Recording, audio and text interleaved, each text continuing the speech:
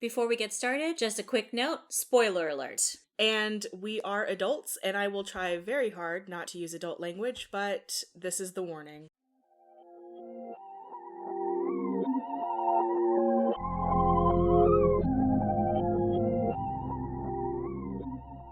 We wasted 10 minutes. Us waste time? Never. I know, right? Hello and welcome to Fright Bites. My name is Jennifer. And I'm Sedina. We're a horror review. That's the wrong one, Sedina. Each episode, we will feature a short story or novella. You can read along with us by finding the full reading list posted on our website, lastlibraryonTheLeft.com, or our social media at LLOTL Podcast. So for today's Fright Bite, y'all, we are talking about Ants by Chet Williamson, and it was published in 1987 by TZ Publications, and this is one of the stories that was in the collective short story book. Is it 100 Little Hair-Raising Horror Stories? Yep. Okay, just a quick short summary for ants. Ben, our main character, hates ants. He always has. He used to torture them, and now they are returning the favor. And this book messed me up. See, okay, I reread it. I was like, oh, you know what? It didn't mess me up as bad as the first time I read it. The first time I read it really messed with me. Yeah. You know why? It's because we see ants all the time. Every time I look at an ant pile, that's literally think of this story. Because I was thinking about it as I wrote my notes this time. I think it's because here we have fire ants, and he just has basic sugar ants. Right. Yeah. We know the dangers of the fire ants. Yeah. I knew to make sure I avoided all of the ant piles. When I was younger, I didn't really take interest into finding out the difference between the different piles, but I just avoided them all altogether. That's fair, because you never want to take the risk that one of them is a fire ant pile. Yeah. There is actually an ant pile in my yard right now, and Aurora, she refuses to go on that side of the yard. And I'm like, oh, we'll take care of it this weekend. Don't worry. She's like, yeah, but I'm not going in the car that way. I'm going to crawl from the other way. And it's fair. One of my notes here says, I remember thinking when I first read this book and being so terrified, or the story being so terrified of the ants in my head, and I was like, this man don't live in Texas. He wouldn't have played fuck around and find out with a fire ant hill for damn sure. That's true, because when I was writing my notes, my daughter, she can read very well now, and she saw ants. She goes, Mom, what are you talking about ants for? She goes, I hate them. Those fire ants, they sting bad. She was judging me hard when I was writing these notes. I mean, that's fair though. For anybody who doesn't live where there are fire ants, they are a menace to society. They can ravage you. Oh, there's just nothing more terrifying than a swarm of fire ants, in my opinion. Like, I hate spiders, and I'll move with a spider in the house, but fire ants, I'm gonna give them a whole block. Give them a block. Yeah, I can't stand a fire ant. Not even. No, ma'am. So, off the top of our heads, just straight up, Ben is obviously a narcissist with some sociopathic tendencies, because he talks about how when he was a child, he used to drip wax on the ants, pick up their petrified bodies, and use their petrified bodies to torture others. If that doesn't say sociopath, I don't know what does. Yeah, that was definitely not good, but I was reading it and I was like, okay, so I do judge him for his behavior because he was a tool. I also didn't realize that in my notes I put he's a tool because as he's reminiscing about his childhood antics, and I was like, oh, Sedina, why are you like that? I didn't do it on purpose. But something I used to do, and guys, don't judge me. I know y'all can like sit here and hear whatever, but pretend like I'm not here. Just like put up like a force field. But something I used to do when I was little, because I was so terrified of fire ants, like so terrified. There were all these ant hills in this daycare I used to go to. And before we would go play kickball, third base was this tree. And the tree had this massive fire ant hill that they could never get rid of. And so when we would go play kickball, I felt like I had to, oh my God, this sounds so crazy. I felt like I had to appease the fire ants. And so I would disrupt the hill, but then like feed them caterpillars. I would go like feed the ants in the hopes that the ants wouldn't hurt us while we played kickball. Oh my God. So at that same daycare, there was an ant lion who sat in one of the potted plants outside the office. And so sometimes when like my mom was late coming to pick me up, I'd sit outside the office and like feed the ant lion. Okay. Because I thought he was cool. I was like, he's an antlion. That's so cool. But I never fed him fire ants because I knew better. Oh my gosh, that's funny. Is it though? Because the more I wrote this down, I was like, wow, that's really messed up, Snita. I mean, it is, but at the same time, the way you are thinking about it, you are thinking about it with shame. And this character did not think about it with shame. He was very much smiling and reminiscing happily over his memories, almost like he wanted to go back and redo it. He was thinking about how he regretted growing up because part of growing up meant that he couldn't just torture ants anymore. Mm-hmm. I mean, I want to go back to my childhood, but not to do that. More so, just want to go back and relive watching shows and reading books for the first time. David just wrote me a note and said, this is how Cthulhu gets followers. I'm assuming he's talking about my torturing of like small animals. Yep. You know what? Shut up. It was not torture though. It was sacrifice to the fire ant gods. Again, David is right. Yeah, he just touched his nose like, yep, that's it. Oh, well. Okay. So as he's reminiscing, he's talking about he's been married and he's got a divorce and just kind of belly aching about that, right? Like the only pleasure he has these days is to like upset ant piles and stomp them out. Which clearly this man has not grown.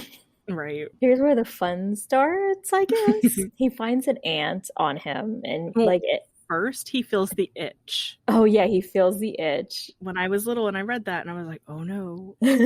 He feels the itch, which we've all felt. And he finds the ant and he just, you know what anyone does, you just kind of shrug it off. And then more and more come on him. They've clung to the shoe that he used to stomp out. Yeah. Oh god. Which at first doesn't seem that nefarious because you're like, okay, theoretically they could have clung to the shoe. No? Right, like some stragglers or whatever. Right. And then it just gets worse and worse from there on. They start to fill his living space. And I think he ends up going into the bathroom to wash them off. Yeah, because he takes off his shoes and leaves them outside in the hopes of the bulk of them are out there on the shoe. And then he like strips, puts his clothes in the washer, and then gets in the shower to get any ant that he can't like see off.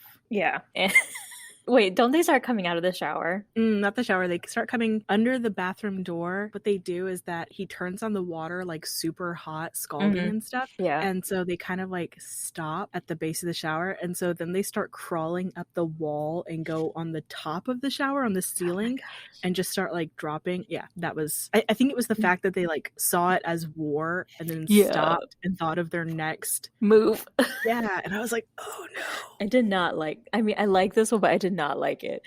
And just the awareness of the ants as they led this attack on this man was very horrifying. At one point I wrote down, the ants looked at him and smiled a collective smile. And I was like, what in the F? Yeah. Really, really gross. Then it gets really funny because he starts begging for his life. You think about that mental image of a grown-ass person in the shower begging ants to spare them, and it's like, wow, that's just so unrealistic. Actually, it's not, because I talk to those roaches when I kill them, and I talk to those spiders when I kill them. I don't beg for my life. I'm talking to them. This short story gave me so much remembrance of this old movie from either the late 80s, early 90s titled Joe's Apartment. And I don't know if you've ever seen it. No. So don't watch it, because it's about a man who lives with and engages in conversation daily with the roaches that have infested his apartment. Oh. And it is gross. It's supposed to be funny. It's just gross to me. Yeah, no, that sounds disgusting. Yeah. So this is what I thought of. Don't watch that movie, y'all. Like, I'm not telling you to watch it. Like, don't do it. Don't do yourself that favor. But that's what this gave me. And so just like Joe's Apartment, I can never look at a roach the same way. And now I can't look at ants the same way, even though I was already not really feeling them in the first place. The ending of this, though, is the part that I really thoroughly enjoy, because it's from the cashier's perspective at the grocery store, or the onlookers at the grocery store. And they're like, wow, that Ben, he's so weird. Why is he here buying 6 crates of pancake syrup? Yeah. And they're like, also, it's like way too hot outside to be wearing that black scarf tied tightly around his neck. And they were like, yeah, he's all pale and he doesn't look good. He's all sweaty. And you're just like, the idea of these ants becoming so hive mind sentient and it's pretty funny.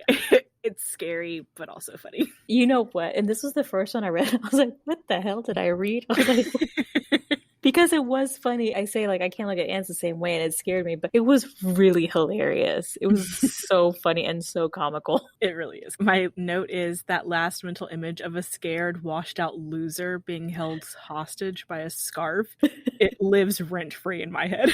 It's hilarious.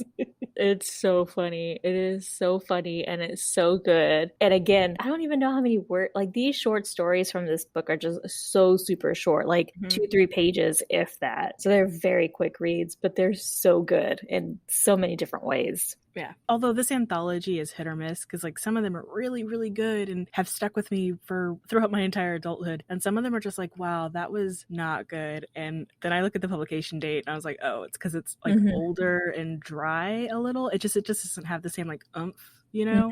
Which isn't fair, because Edgar Allan Poe, some of his stuff, girl, I cannot wait for The Fall of the House of Usher and Mike Flanagan. If Rahul Kohli is not in that, we're gonna have a problem. I'm just saying. I feel like he's typecasting himself into horror, which I don't mind. Yeah, Keep going, you know? Exactly. If it became one of those things where like Tim Burton has his favorite actor and actress, and if Mike Flanagan is like, oh, I love working with Rahul Kohli, I'll be like, yeah, you do. Yeah. Just keep going. Keep him in. Thank you. Which, by the way, let's just go ahead and say that we were on track with his hotness before he got hot on TikTok. Yeah. All these kids all of a sudden are like, oh my God, destroy me, Rahul Kohli. And I was like, guys, did you not know? Did you not watch Bly Manor? We already knew. Yeah, we've been known. It was episode, 3 or 4? Go back and check. Anything you want to add? No, I think that's good. I think that this anthology are all going to be like short episodes because they're really short stories, except for maybe Give Her Hell. That one, I mean, I'm looking at my notes under ants right now, and these notes are just mostly just a bunch of all caps curse words, but we'll get to that later. Yeah. Shut up, David. For those notes, all I got were angry emojis from Sedina. So yeah. But yeah, we hope you enjoy this one, and we'll see y'all tomorrow for the next book. Bye. Bye.